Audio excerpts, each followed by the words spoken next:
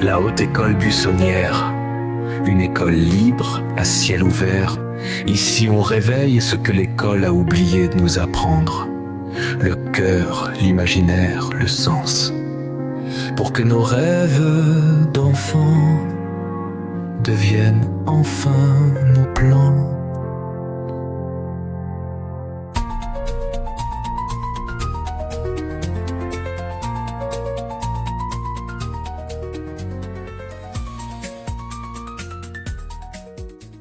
Pour que nos rêves d'enfants deviennent enfin nos plans d'adultes. Je suis Siem Aubertin, artiste, coach, pédagogue et conteuse pour la Haute École Buissonnière.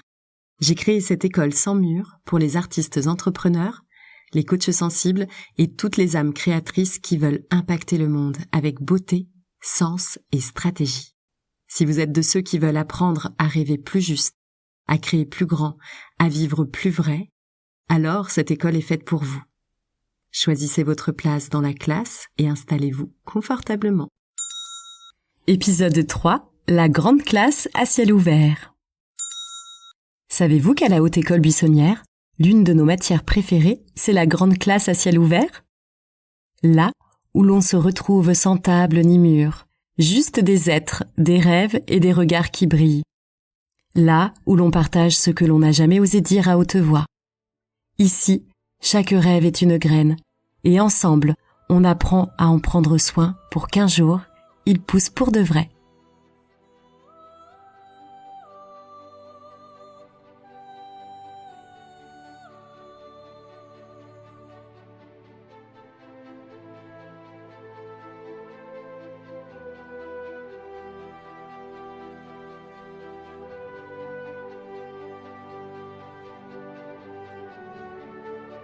Cette semaine, dans notre classe buissonnière, vous avez été nombreux à déposer vos rêves dans le cahier à spirale de l'imaginaire. Il y a Michael, pianiste, compositeur professionnel. Son rêve d'enfant, être pizzaiolo ambulant, sillonner les routes avec un vieux camion aménagé et préparer des pizzas pour les villages, les fêtes, les nuits d'été. Aujourd'hui, c'est dans les gestes du boulanger qu'il trouve son inspiration. Il observe les mains qui pétrissent la pâte qui monte lentement. Il compose des symphonies du quotidien, pétries de gestes simples, de silence et de chaleur.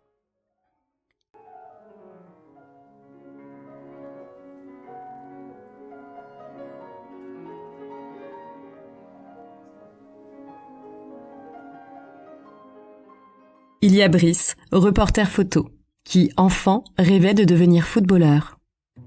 Il se souvient du ballon, des terrains trempés, de la joie brute d'aller vers un but sans autre enjeu que le jeu.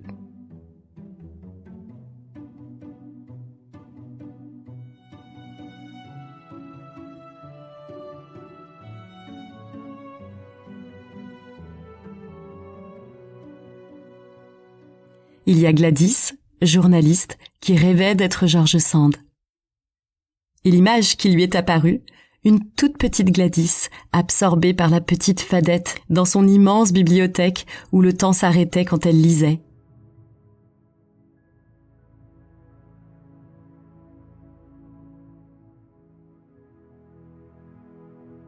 La Fadette avait la voix douce, comme une chanson du soir. Elle ne parlait jamais pour ne rien dire. Ses mains semblaient tisser autour d'elle un filet invisible, un lien entre le cœur et la terre. Quand elle racontait des histoires, le monde s'arrêtait de tourner un instant. Les arbres s'inclinaient, les oiseaux se taisaient, le silence écoutait plus que l'oreille. Et quand elle avait terminé, le vent reprenait son souffle, comme si le récit l'avait enchantée, transformée. La petite Fadette, c'est celle qui nous apprend que chaque mot, chaque geste touche l'invisible et que le plus humble des actes peut faire naître un univers entier.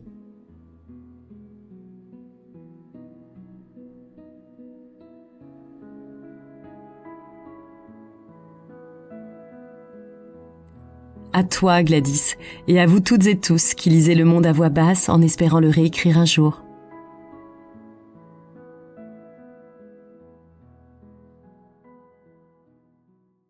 Et puis il y a Chris.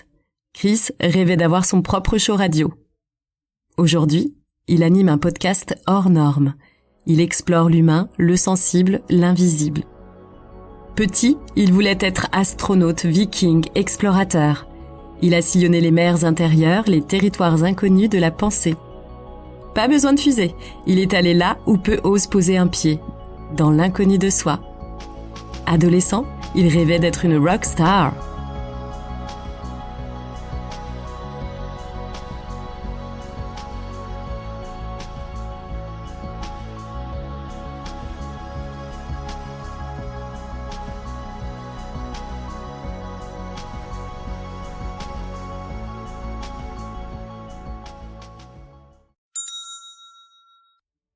Dans cette classe à ciel ouvert, chaque rêve devient un chantier commun.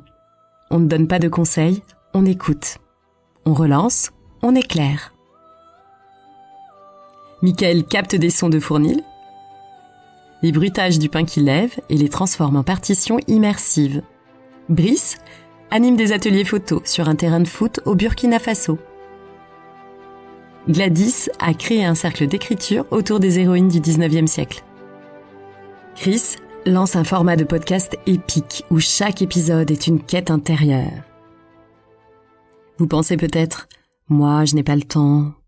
Moi, je n'ai pas de talent, je n'ai pas d'énergie, ce n'est jamais le bon moment. » Et si, justement, c'était maintenant le bon moment? Maintenant. Joignez les paumes de vos mains, prenez une grande inspiration et... Let's go!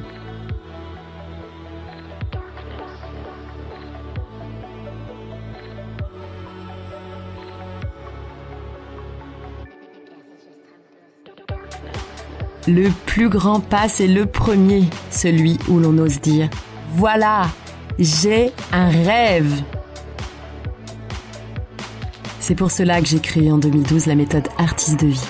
Une méthode qui a accompagné des milliers de rêves et d'âmes en quête d'expression et de réalisation, au sein d'écoles, d'entreprises, d'associations, dans des salles de spectacle, sur des terrains de handball ou en entrevue individuelle.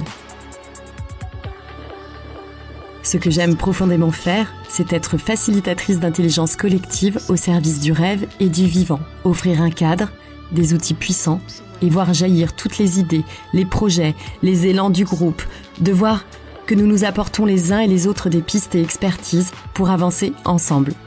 Non, ce n'est pas le monde de oui-oui, mais bel et bien la classe des utopies réelles, du terreau fertile en somme. Mon rêve d'enfant, il ne m'a jamais quitté. Créer un lieu, un laboratoire à ciel ouvert, où toutes les idées sont possibles, un lieu où l'on réinvente avec un tempo doux respectant la grandeur et l'écologie de chacun, les folies douces, les projets d'avenir, les méthodes anciennes de nos aïeux et les sagesses que l'on croyait oublier. Il est grand temps d'innover avec le cœur, le sens et le lien, de faire corps avec la société que l'on rêve. Reprendre notre pouvoir personnel et collectif au quotidien. Dans nos gestes, nos déplacements, nos métiers, nos rencontres, notre façon de dire bonjour à la boulangère ou de croiser un inconnu dans la rue, dans notre manière de lui sourire et d'être attentif à la vie. Il est grand temps d'asseoir toutes nos envies. Non, pas demain. Pas quand tout sera parfait. Mais ici, maintenant, car c'est bien là qu'il réside notre pouvoir. Dans cette conscience de nous-mêmes, dans nos activités, nos choix, nos relations. À la Haute École Buissonnière, on parle aussi de ce qu'il faudrait peut-être désapprendre pour laisser plus de place à l'imagination collective, aux idées créatives, aux rêves concrets. Si vous découvrez ce podcast, je vous invite à écouter l'épisode 1 pour retrouver votre rêve d'enfant et l'épisode 2 pour commencer à le nourrir. Chaque épisode est une podcast, un petit bout d'école libre pour vous réapproprier votre trajectoire. Si ton rêve t'appelle doucement, c'est peut-être qu'il est temps d'y répondre.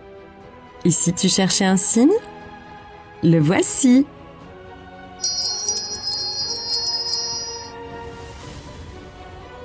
Rejoignez la Haute École Buissonnière, notre grande classe à ciel ouvert. Et pour ceux et celles qui veulent s'engager pleinement, le Master Artiste de vie vous attend pour vous aider à transformer votre feu intérieur en une œuvre vivante.